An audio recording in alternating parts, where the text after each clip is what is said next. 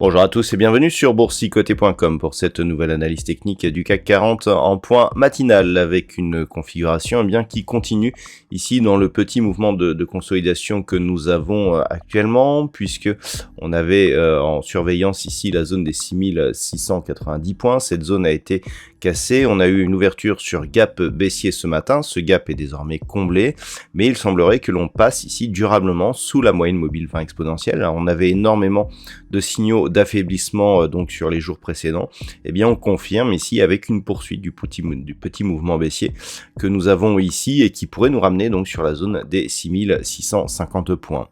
Au niveau des indicateurs techniques, et bien nous sommes ici sur un RSI qui s'est totalement neutralisé.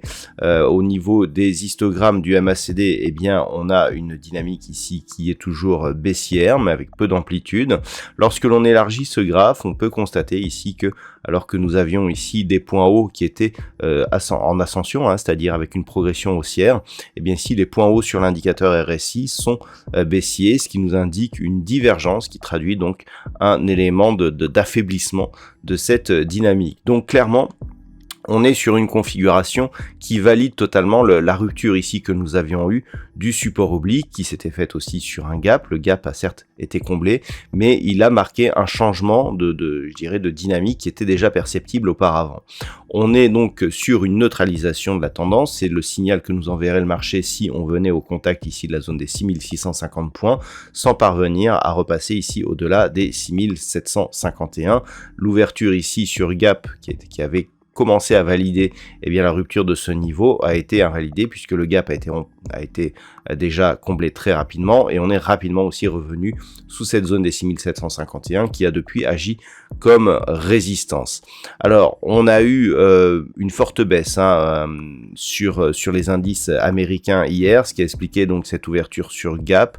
On s'attend de plus en plus à ce que la prochaine hausse des taux du côté de la Fed soit finalement de 75 points de base.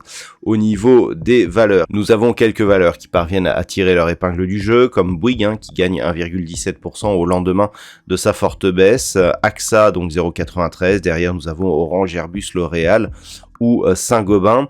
Du côté des plus fortes baisses, on trouve Total Energy avec moins 2,25%, Société Générale moins 1,77%, Eurofins Scientifique moins 1,65%, derrière des pertes inférieures à 1% comme Capgemini, Renault ou Crédit Agricole. On a un secteur bancaire qui est plutôt mal orienté aujourd'hui.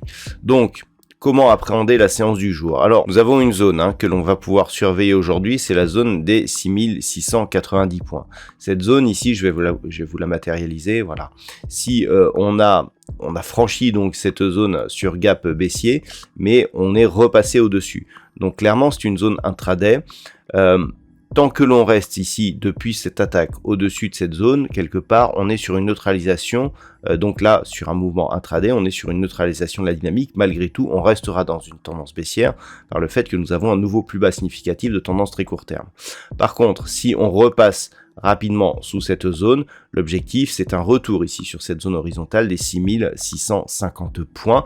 Attention, une rupture de cette zone des 6650 points serait le premier signal d'un retournement de tendance. Je rappelle que nous avons un point bas significatif qui se situe ici, après ici le fait que cette zone ait été une zone de résistance, franchissement, support, nouveau plus haut.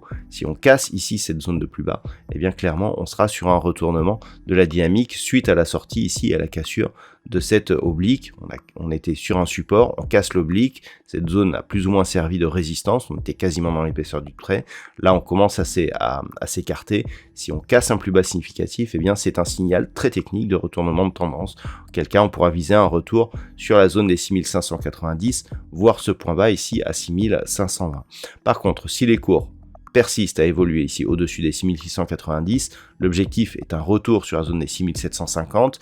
Tant que l'on est sous 6750, il n'y a pas de reprise haussière. Il faudrait vraiment casser cette zone ici pour reprendre une dynamique et viser une poursuite en direction des 6895 points. Voilà donc ce que l'on peut dire d'un point de vue technique sur cette configuration. D'un point de vue macroéconomique, alors nous avons eu la décision de la Banque centrale d'Australie sur l'évolution de ses taux d'intérêt.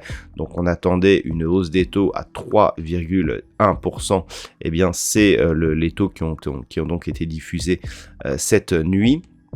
Au niveau des statistiques du jour, nous aurons le PMI à la construction qui sera dévoilé à 10h30 du côté de la Grande-Bretagne.